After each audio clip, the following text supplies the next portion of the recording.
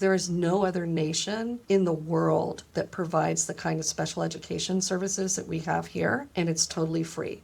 Like all means all in the United States. So we have a lot to be proud of, but also we can learn a lot from other nations as well. For instance, I'm part of a group, the League of Innovative Schools, and we went to Helsinki as part of an international study trip. And we learned a great deal about like the whole child approach to education, how to balance the academic, and they're doing some great work with AI, where it's student-driven, teacher-driven, and they're making a lot of good decisions about how to use it, but still hold true to the academic achievement and the critical thinking that we want our students to have.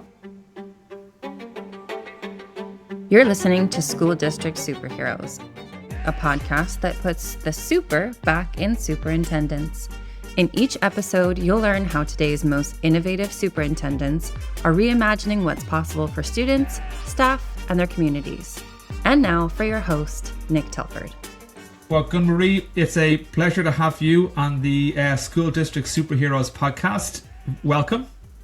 Great to be here. Thank you. So one question I always ask the guests on our podcast is, did you have a favorite superhero growing up? I would say it had to be Batman. I used to watch those Batman and Robin, like the original ones on TV. It was just incredible. I loved it. And I actually liked Robin. He was a good sidekick. Was there anything specifically about Batman or that stood out, like why he resonated with you as a superhero? I think it's because they were a team. It was really Batman, but he couldn't be Batman without Robin. There was really a team there. It wasn't just one superhero. They were definitely working together. Okay. So you appreciate the team dynamics. I do. All right. Probably my favorite superhero too, if that's worth anything. Maybe, Gunn Marie, we've known each other for a number of years. It's been a real pleasure to get to know you and your work, as you've worked with a few different school districts as a superintendent. So you are a veteran in the space, and I'm sure there's lots of people who will really enjoy listening to your perspective on leadership and the trends in education that you see today. Could you talk us through your path to being a superintendent and maybe any specific lessons you learned along the way that led you to taking on this role? Those of us that are superintendents right now, and I'm going into my 10th year, if you can believe that, as a superintendent, you have to love the job and love the work because it is a tremendous amount of responsibility. Public education is one of the cornerstones of our democracy in the United States, and we definitely have to preserve, maintain, and enhance and constantly evolve what public education does, because it provides our students with the opportunity to pursue their passions and our students to really learn as they grow and develop in our public school system what they want to do with their future lives. And so I love being a superintendent because we can develop amazing programs for our students so that they can explore and engage in activities that allow them to pursue what they could do in their future. Of course, I started out as a teacher, and I was a teacher at elementary, middle, and high, actually. Taught for almost 10 years and then became an assistant principal and a principal. I was a principal of a dual language immersion school, K-8. So I have an affinity and a love for languages, multilingual education, as well as cultural proficiency. Really believe that we're operating in a global environment and we need to prepare our students to be able to access jobs that are becoming more interconnected. Went on to become assistant director and director of curriculum of instruction. Student achievement is one of my most important values, and the work that I do is to ensure that students have the ability to attain at high levels. So student achievement was always a big part of my work, and went on to become, after a director of curriculum instruction, to become an assistant superintendent and deputy superintendent over educational services. And I did not become a superintendent until almost 9 years of being on executive cabinet at the assistant superintendent and deputy superintendent level. And anyway, so my path to becoming a superintendent was really serendipity, I think.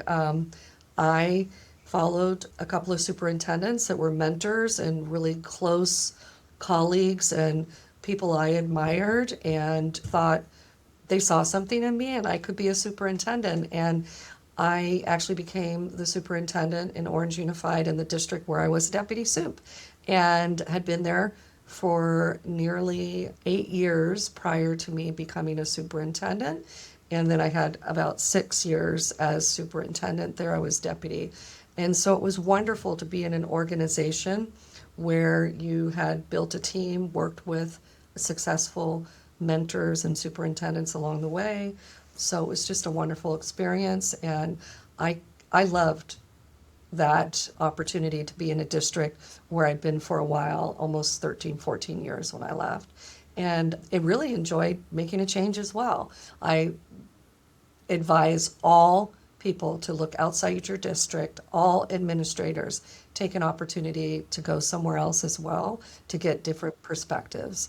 But it's an amazing job. It's a lot of work. My path was probably, the traditional path that most people take in terms of the educational services background. And what I did was I immersed myself in those 9 years that I was assistant soup and deputy soup to learn about human resources, to become an expert on position control, hiring, attracting, retaining. I learned about all the other areas of the organization because I was on cabinet for so long. Worked with the business office, incredible CBO, the chief business officials in my career, learned about passing bonds, refinancing, certificates of participation, surplus properties, doing budgets for second interims. I really was ready to be a superintendent because I had been able to experience through cabinet working with my colleagues and learning from them. And I really encourage all of you to do that. Well, great. What really strikes me is you're very diligent to make sure you understood the full picture of what it was going to be a superintendent. You didn't rush into it. You took your time. And as you just described, understanding HR, business, student services, ed services, where you're probably spent the most amount of time. Could you isolate any part of the superintendent role, having tried dipped your toe in each part of it? What was the most challenging for you and why? Well, I think the most challenging part of the job is not the technical piece. We can all learn what's the strategy behind financing particular modernization projects, working with facilities, the complexity of the budget. And student services and special ed, and there's a lot of complexity and technical knowledge that's needed there to lead the work, and that comes with experience.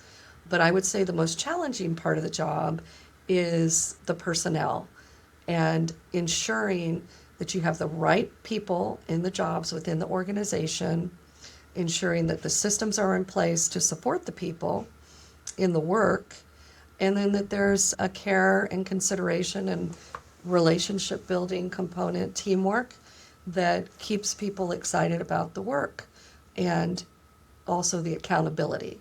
So there's got to be the accountability and the high expectations for our work in public education, because ultimately we do have to market our schools. We need to attract students. We need to attract good employees. So we have to have very high expectations for the work.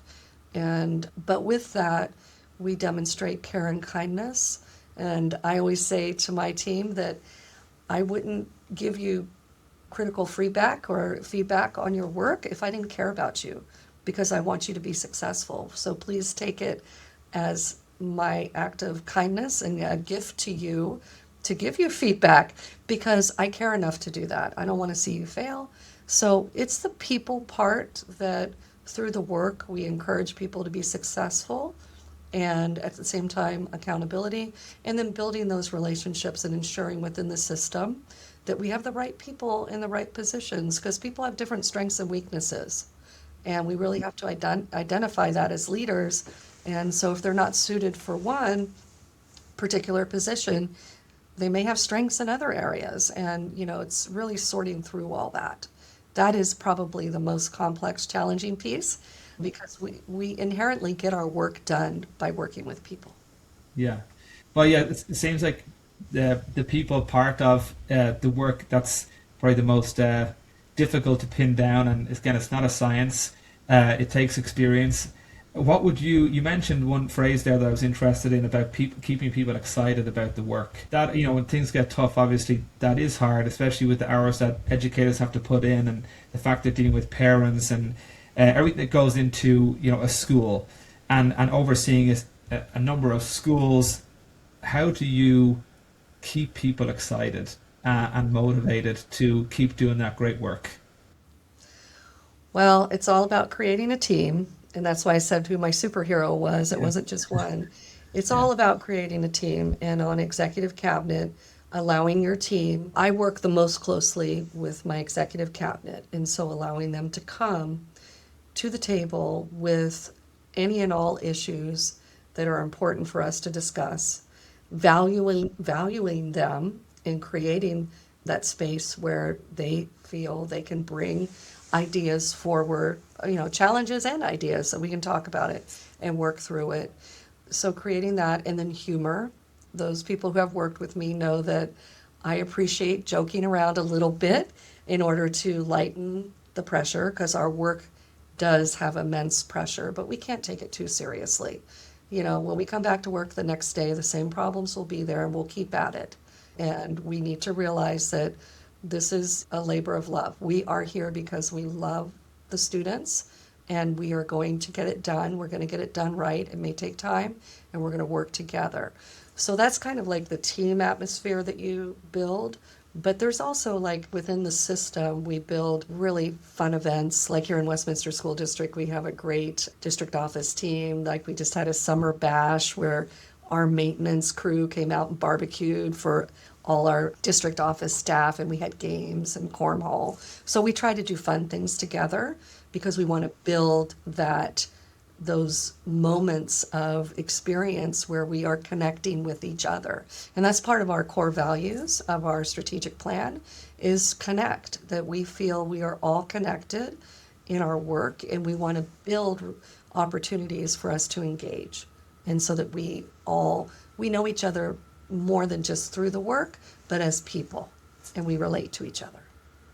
yeah, You have to fantastic. sometimes you have to create those experiences. So. Sure. Yeah, no, 100%. I know you're originally from Norway, and you mentioned earlier on in our conversation how education was such a cornerstone of our democracy, and you've touched on as well the global importance of education and preparing kids for the world.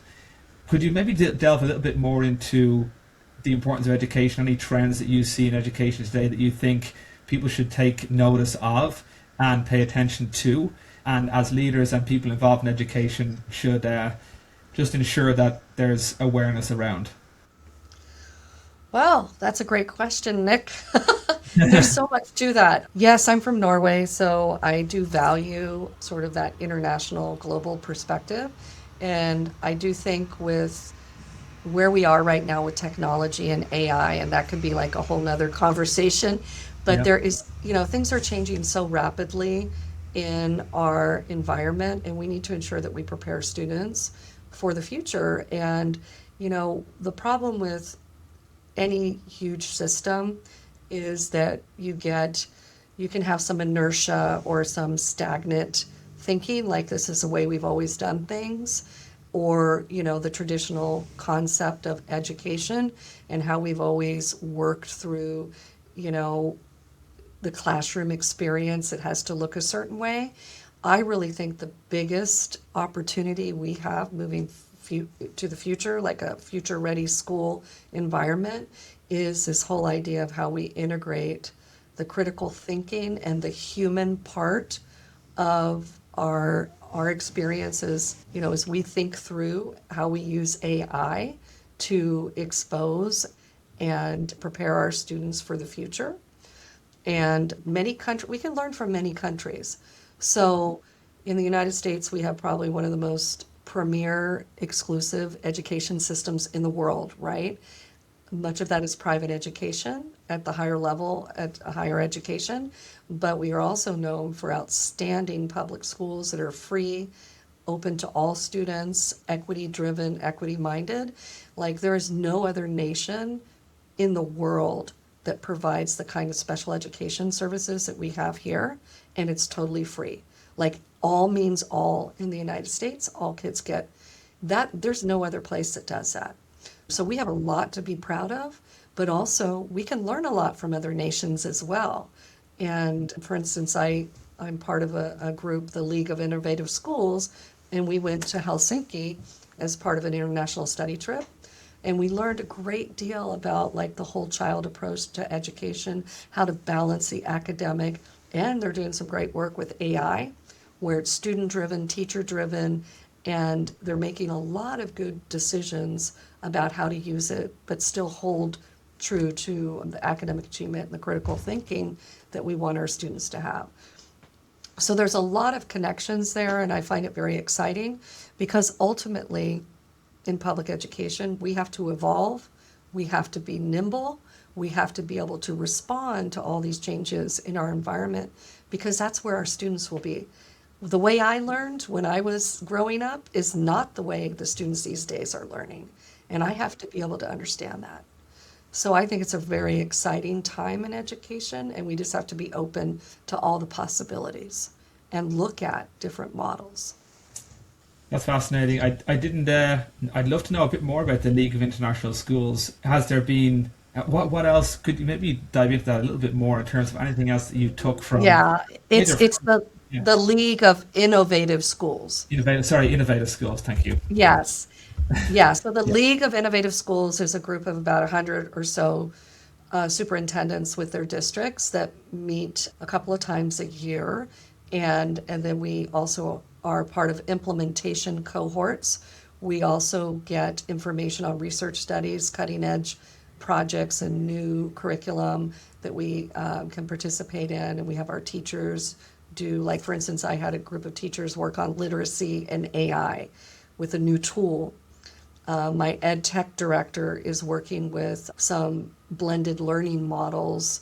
We get research from them, ideas, professional development. It's a network. We visit each other's districts. We have 2 convenings a year where we visit each other's districts and learn about like career technical education pathways, a number of really important areas within education.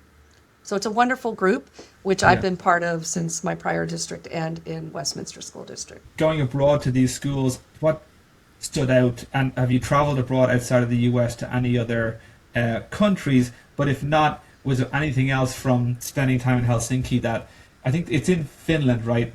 Helsinki. Yes, Helsinki is the capital of Finland. Yeah, and Finnish are renowned for having it like one of the most innovative education systems in the world, right? Yes, they are. And I think it was like 20 years ago when the PISA results, which those are the, international benchmarking tests, they had I think they were the number one country when they focused heavily after World War II on building an incredible world-class education system modeled after just international benchmarking and looking at what methods work. And they are renowned for being out of the box. Like, for instance, they don't over-assess their students. They assess students towards the end of their high school career. They get one assessment. Teacher education is actually one of the highest prestige occupations. So going to the University of Helsinki in the teacher education program is highly competitive. There's very few people that get in there. It's like being an attorney or a medical doctor. It's very prestigious. They have a national curriculum, so there's built-in equity in the system because every school follows a national curriculum. Teachers have autonomy, though, on how to teach it, but they have to cover certain grade level expectations every year. And it's taught at the teacher colleges at the university how to implement their rigorous curriculum. So there's a lot of uniformity and there's a lot of equity because of that. There's just a lot of incredible things. And then they focus on, of course, the whole child, which means they believe in play and development, like in the early ages. They don't start, the reading until maybe like first grade. There's a lot of child development approaches, and then they believe in playful learning, that kids create their learning at an early age. So kind of like the Montessori approach that we have here in the United States.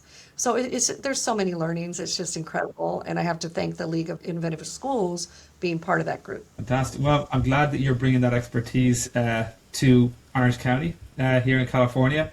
So it really stands out to me in this discussion that you're a person that values teamwork, values collaboration, values working with others, values getting the perspective of others and other institutions, other countries, other education systems, which seems to me like extremely valuable leadership lessons to take from that. I wonder, are there any other particular leadership lessons that you would want to share with aspiring administrators that are looking to become a superintendent that you've found important in your career so far? Well, I would say, there's a couple of things if you want to become a superintendent, is you really have to have the heart for it. I mean, there's a lot of brilliant people out there, but it has to be, it can't just be a job. You have to really believe that you're the CEO and that what you do is manage everything and lead with heart, because you need to make sure every single student receives a world-class education, and that is your job. And that means being innovative, creative, and doing whatever you can to collaborate with the adults in the organization to make that a reality. And I would just say that as far as a superintendent, becoming that job and what you need, to aspire to be there is take your time. Everybody wants to, the younger generation, they're very ambitious, they're smart, and they want to get there. But I would say take your time and learn from mentors and colleagues. Spend the time building your network, because you're going to need those people. Those are the advisors that are going to help you through the tough times. So you need to take your time, you need to sit in the seats within the organization, get experience, and also build your network of critical advisors, mentors, and particularly female leaders, that as you're stepping into these roles, build your network of female leaders that can help you. Because we have some other challenges within the organization related to opportunities. And I would not say it's more of a structural issue for women, that we don't necessarily apply for certain positions because we don't feel we're ready yet, but we do have that drive and ambition. And when you surround yourself with a group of female leaders, that is very helpful to help build up that capacity. And then I would just end with, don't hold on too tightly to the job. Just in my experience, what I've been through, and many of the people who are watching this will know that I had a contract termination. And I would say that sometimes things that happen to you that may not feel good, look good, or seem like your career might be a challenge as a result of that, believe in yourself and don't give up on your values and what you truly believe in public education, about what your goals are. What we're learning more and more now is that there are cultural, political, there's pressures. And sometimes you have to stand up and don't hold on to the job that tightly. Always do what's best for you and your core values and what you believe in the system. And things that might look bad one day, which was, like a horrible circumstance, that maybe something goes bad in your career, you can survive it and you will come back even stronger. That sometimes challenges are leading to even better opportunities for you. So that's one advice I want to give, is that stand up to your core, live your core values, stand up for what you believe in, and realize that on the other side, there might be even better things for you. Yeah, that's great advice. Really, really is. And spoken, you went through the ring of fire yourself, so it's even more pertinent that you would certainly know what you're talking about from experience. You mentioned a few things there about being the CEO of these schools and building a network. So there's obviously almost a business savviness required in the superintendent role. but building that network, I think, is really interesting and super important for folks. Just I've seen that even in my time in the K-12 space. But a lot of people don't even know where to start when it comes to building a network. Like, could you give any advice as to how to go about doing that and why it's important? And maybe on you mentioned female leaders, if there's any advice you'd have for women looking to make that transition to administration. Yeah, okay, so the network is actually critical. It is extremely important.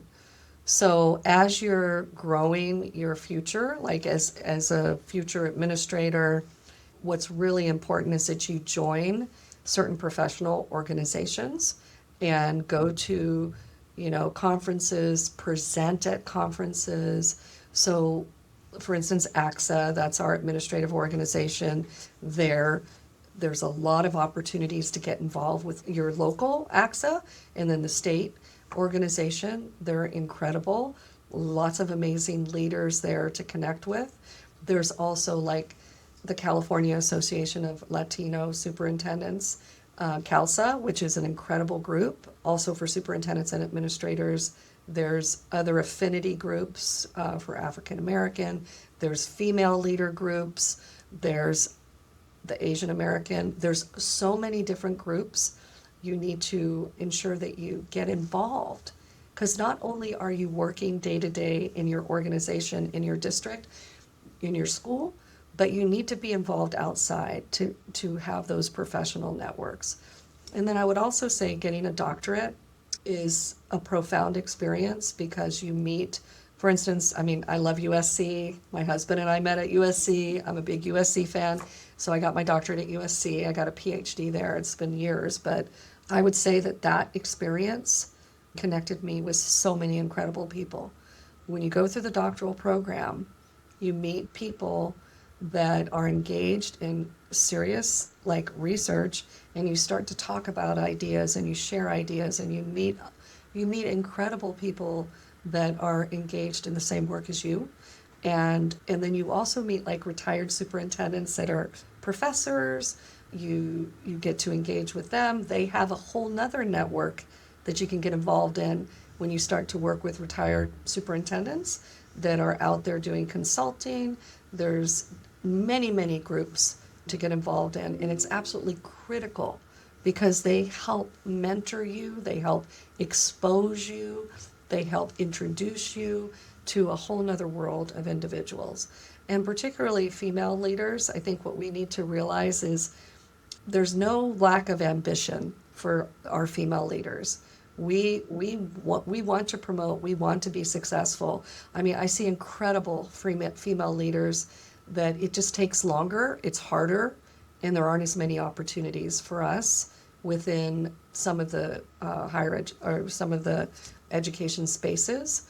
So really those conversations that you have with other female leaders that help to share different strategies about how to get into certain organizations, certain particular districts. There's different dynamics, and every district has its culture. There's different dynamics, and those are things that are really important in female leadership to talk through when you're aspiring, because there is no lack of ambition and aspirations from our female leaders in education. It's the opportunities that are out there, and understanding how to go for it is really those conversations with other female leaders. And earlier on, you talked about mentorship. And so I presume for you, this networking is very closely tied to the mentorship. And I know that in some of these organizations you mentioned, in CALSA, AXA, there are mentorship programs, and the importance of having a mentor, maybe just touching on that. I think, mentor, coach, whatever you want to call it. I've been a superintendent almost 10 years now. I still have a coach.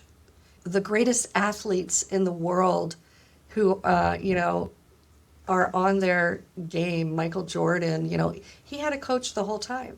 These incredible FIFA soccer players, they have coaches, they're at the top of their game. So I think mentoring, coaching, whatever it is that we want to call that, it's really that relationship with someone that you can go to and have challenging conversations and share exactly what's happening. And, whatever challenges that are in your job, you can share and just have that critical kind of relationship that they can tell you, hey, have you thought about this? Because sometimes when you're so deep in problems, you may not see really what's behind it. And there's always been somebody who's been in your place too. So having that coaching is absolutely critical. And actually having like one or two people that you can actually, just have like, just unload. You need one or two people you can just unload everything on, and it's completely confidential. It's really important. And it doesn't matter at what point you are in the organization, if you're a superintendent or you're a teacher, that's a career coach. And everybody needs one. Doesn't matter where you are in the organization or your career. I'm probably going to retire in 3 or 4 or 5 years. I'm not sure. And I'm still talking to a coach I've known for almost 20 years. Well, I'm sure there'll be many people listening that, especially when you retire, if not before then, will be pinging you looking for mentorship advice and guidance, because this has been a really engaging and impressive conversation, Gunn Marie. I've really enjoyed it. I think you've hit on so many different topics for folks listening that might want to go down this path, and give them some real practical advice and shine a light on the importance of looking outside for inspiration and guidance on how to be a great leader. So I really appreciate this conversation, and I know that we've got World Cup games to catch up on. We've got your Norway beat Brazil, and Haaland score a few more hat tricks before the World Cup is over. So I'll let you go prepare for those celebrations. And it's been a pleasure speaking with you, and thanks for joining us on the School District Superheroes podcast. Thank you so much, Nick. Really love being with you today. Behind every successful school system is a superintendent making hard decisions, building strong teams, and putting students first every single day. These are the real superheroes shaping the future of education. Follow the show on your favorite podcast platform. And if you know someone who would be a great guest, email us at podcast@elevolearning.com. I'm Nick Telford, and this has been another episode of School District Superheroes.